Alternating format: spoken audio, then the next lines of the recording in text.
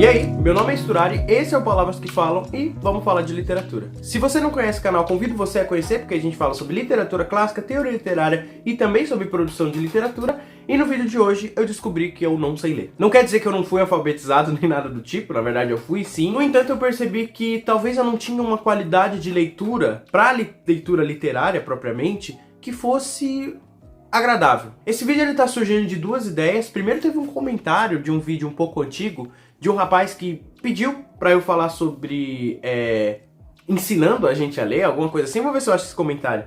Mas eu lembro que no momento que eu achei isso, eu pensei, tipo, mas o que eu ia explicar, né?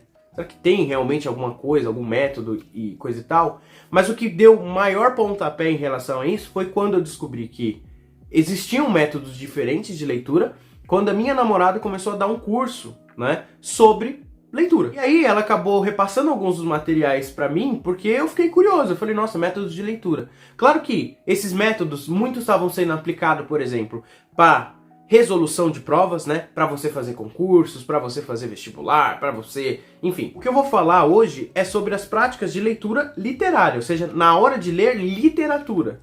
Por exemplo, para ler texto acadêmico, eu acho muito eficiente fichamento, ou seja, você lê e escreve, vai anotando, isso ajuda na memorização e você nunca mais vai precisar reler aquele texto porque você tem as anotações do texto já guardadas. Para ler, por exemplo, documentos do seu trabalho, que são coisas mais mecânicas, mais, sei lá, automáticas, você fazer uma leitura dinâmica, que inclusive eu já fiz um vídeo sobre, mas você fazer uma leitura dinâmica mais rápida, sem se atentar em muitos detalhes, aí é mais aconselhado. Agora, na hora de você ler literatura, a gente pode pensar também num método que pode ajudar a gente a trabalhar. Então primeiro eu vou dizer o que eu estava fazendo de erro enquanto leitor, depois eu vou passar o método em si. O principal erro que eu tinha era de ficar regredindo nos textos. Quando eu digo regressão, quer dizer que eu ficava voltando às páginas que eu estava lendo constantemente antes de avançar mais algumas páginas. Isso traz alguns problemas. Primeiramente, reler é errado? Não é esse o ponto. Vamos supor, por exemplo, que você lê alguma coisa e aí você, pô, não entendi muito. Aí tu relê, beleza. Mas o problema era que eu lia, entendia e mesmo assim escolhia regredir. Isso traz pra gente três grandes problemas, né? Que é o que eu vou argumentar mais. Que é a quebra do ritmo, a quebra da compreensão global e principalmente a quebra da confiança. Desde que eu comecei a estudar literatura, desde que eu entrei na faculdade, eu acho que essa prática da releitura dos trechos que eu acabei de ler foi se tornando cada vez mais frequente. Eu não acho que a regressão naquela época fosse um grande problema, até porque era o primeiro momento que eu estava contemplando obras verdadeiramente clássicas, então eram textos complexos, textos difíceis, mas eu lembro que mesmo assim não era uma regressão que fosse muito opressora quanto a que eu estava tendo há pouco tempo atrás, em que a cada página que eu lia, eu relia. Eu acredito que boa parte da minha regressão que eu fui fazendo durante a minha leitura foi por uma questão de autoconfiança e dúvida em relação à minha capacidade de entender os textos. Eu acredito sim que eu tinha uma percepção, por exemplo, de que eu tinha que compreender de cor e sapateado, né, cada linha de um texto para eu passar, né, e tá qualificado perfeitamente para continuar a leitura de um texto. O que fez com que a minha autoconfiança completamente se diminuísse e com a crença de que se eu não retornasse várias vezes no mesmo trecho, eu não iria conseguir compreender o texto com qualidade. O problema é que esse regresso quebra muito a fluidez e o ritmo de um texto. Isso é uma coisa muito interessante e muito importante quando a gente está falando de literatura. É um ponto que eu sempre bati aqui.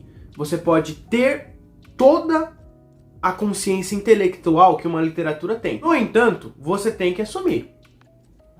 Sendo intelectual ou não, é um prazer. Sendo um prazer, é uma espécie de entretenimento. Por ser um entretenimento, o ritmo da leitura tem que ser interessante, tem que ser engajante, tem que ser legal. Então quando eu ficava voltando várias vezes no texto, fazia com que eu tivesse uma série de problemas em relação ao cansaço durante a leitura, fazia com que a minha leitura fosse lenta, eu demorava muito tempo para ler um texto que poderia ser lido de forma um pouco mais rápida. Eu acho que a coisa que mais me pegou ultimamente é que isso de fato prejudica a experiência. Volto a falar, não é que eu tô banindo a regressão e você nunca pode voltar nos trechos que você leu, mesmo que seja para achar bonito.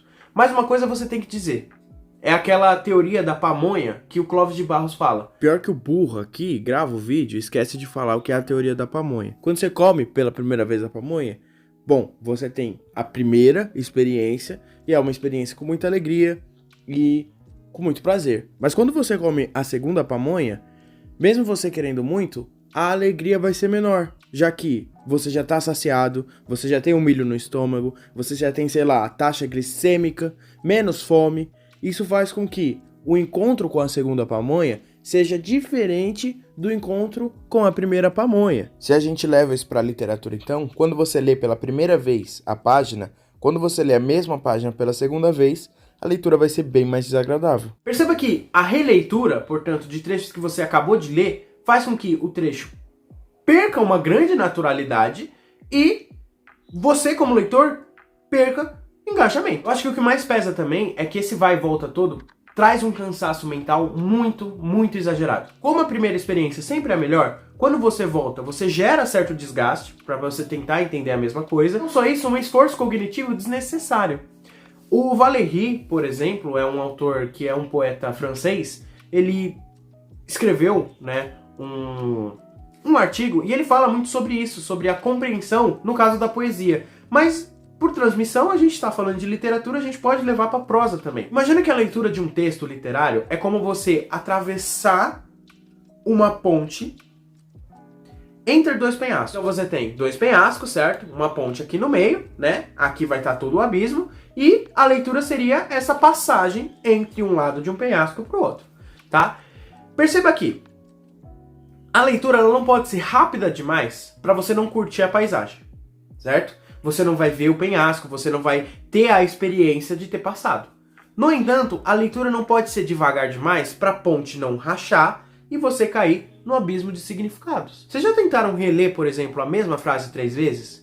Vai ter uma hora que a frase vai perder sentido. E eu acho que o que mais chateia, né, a gente como leitor, é que isso perde um pouco da eficiência da leitura e da produtividade. Eu sei que eu sou o cara que defende com unhas e dentes que a leitura não pode ter essa viés produtivo, tem que ler, por exemplo, um livro por semana, senão você está perdendo tempo. Não sou desses caras, tá? Inclusive, acho que quem é desses caras é um puta de um babaca. Todo mundo concorda, né? Você tem que ler no seu tempo as coisas que você quer. Mas vocês vão ter que concordar comigo. Vamos supor que vocês separem 2 horas por dia, todo santo dia, para ler um livro, tá? E vocês escolhem ler o livro de 100 páginas. E vocês, durante 15 dias, né? Ou seja, juntando 30 horas, não terminou esse texto, você tem um problema que, na verdade, é um problema cognitivo. Não é um problema de produtividade. Você não está sendo improdutivo. Você só está lendo errado. Bom, dizendo sobre a minha cabacice, né? Do que eu estava fazendo como leitor, agora eu vou dizer o método mágico que eu descobri, que era a coisa mais simples do mundo, né? Mas que vai gerar pra gente um conhecimento muito interessante, que é o método da leitura progressiva. É o oposto. De vez de você ficar regredindo todo o texto, na leitura progressiva, você põe o pau na mesa e lê sem parar, sem regredir. Quer dizer que você nunca vai regredir? Quer dizer que você nunca pode ler um trecho anterior? Não. De novo, se você leu uma coisa e não entendeu, você relê. Você não vai ir passando por cima. Isso aqui eu acho um erro. No entanto, no método progressivo de leitura, a proposta é confiar um pouco no teu taco e priorizar de vez aquele entendimento isolado, mas um entendimento da compreensão global. Então, o foco é sempre ter um avanço contínuo. E a ideia é evitar a regressão. Se você leu e entendeu, pronto, você não vai voltar. Se você leu e não entendeu, aí você pode ter essa possibilidade de regressar. Mas leu e entendeu, você não volta. A gente pode pensar em muitas qualidades em relação ao método progressivo. Traz certa velocidade na leitura e a velocidade, de novo, não é aquela velocidade de ler um livro a cada 4 dias, não é isso que eu tô falando. Mas traz certa velocidade e a velocidade, ela ajuda a gente a ter aquela experiência gostosa de leitura. Porque a continuidade, o avanço da história gera engajamento. Não só isso, o método progressivo traz essa ideia da compreensão geral do texto, né, da compreensão global, de você continuar progressivamente avançando na história e melhora muito o fluxo de leitura. A ideia aqui é você se sentir encorajado a seguir esse fluxo de argumentações e de frases que o texto está seguindo do que propriamente ficar regredindo. De novo, às vezes a regressão ela é importante, às vezes você vai ter que voltar para ter uma compreensão melhor de um trecho específico. No entanto, tem trecho que você não precisa fazer isso. Portanto, você tem que confiar no avanço contínuo da história. Eu acho que essa técnica é muito boa, não necessariamente para textos complexos, tá? De novo, se você está lendo um artigo, eu não utilizaria o método progressivo, eu utilizaria o fichamento. Se você está lendo um texto acadêmico, é fichamento e pronto, final. Mas, por exemplo, você está lendo um livro de literatura, realmente, em que tem vários acontecimentos ali que são colocados pensando num efeito global. Cara, você não precisa decorar perfeitamente todos os acontecimentos que a história está trazendo. Se você entender o sentido geral que aquele acontecimento está trazendo, muito ótimo. E você pensa o seguinte, mesmo que alguns detalhes específicos podem ficar, por exemplo, sem resposta, essas respostas vão surgir naturalmente conforme a leitura vai vir. Porque o texto, ele sempre busca, um texto bom, né? Ele sempre busca essa corrente de efeitos. Então, uma coisa vai se conectando com a outra. Então, embora você não precise ficar voltando todo o trecho para entender, cara, o que esse personagem quis dizer exatamente aqui, de ficar maturando isso, você confia na ideia inicial e proposta e você continua, vai avançando até você entendendo como isso vai se desenvolvendo. E aí uma coisa encaixa com a outra. E o legal da leitura progressiva, pelo menos para mim, foi que gerou um leitor mais confiante, tá? O fato de eu não precisar ficar voltando toda hora para corrigir os meus pensamentos em relação à minha proposta inicial da minha leitura, né? De você não ficar, será que é isso mesmo que eu entendi? Fez com que eu tivesse mais confiança e fez com que a leitura ficasse mais gostosa durante, evidentemente, a prática. A ideia em si é você ampliar o seu conhecimento do texto em conformidade ao avanço da história. O que é muito positivo e é o que, em tese, deveria fazer sentido, né? Então, quando o leitor tem essa experiência de um processo fluido durante a leitura, faz com que ele tenha mais engajamento, faz com que ele tenha um conhecimento que talvez ele não tenha durante a regressão e faz com que ele tenha mais confiança, faz com que ele tenha uma leitura mais sólida. No entanto, eu quero adicionar um plus na leitura regressiva. Você pode, sim, fazer anotações durante a leitura regressiva. Inclusive, eu indico bastante. O que naturalmente eu faço? Eu leio uma página, aí eu pego meu lapisinho, porque eu sou o cara que lê com o lápis na mão, e faço um micro resumo do que eu acabei de ler. Nesse caso, você pode dar uma regredida, vamos dizer assim, só para ver a ideia geral. O ponto é você tentar resumir tudo que você leu em menos de 3 linhas. Às vezes não vai dar certo, às vezes vai ser menos, mas a ideia é só você anotar os acontecimentos principais, tá? Isso, inclusive, vai impedir você de regredir. A ideia é essa, da anotação. Você anota e aí você sabe, é isso aqui que eu entendi, eu só vou ler da página seguinte. Se você quiser voltar, você tem que se obrigar a voltar só na sua anotação de 3 linhas. E paciência, confie no avanço. Eu acho que as anotações, elas oferecem pra gente uma espécie de apoio externo em relação ao que seria a leitura progressiva.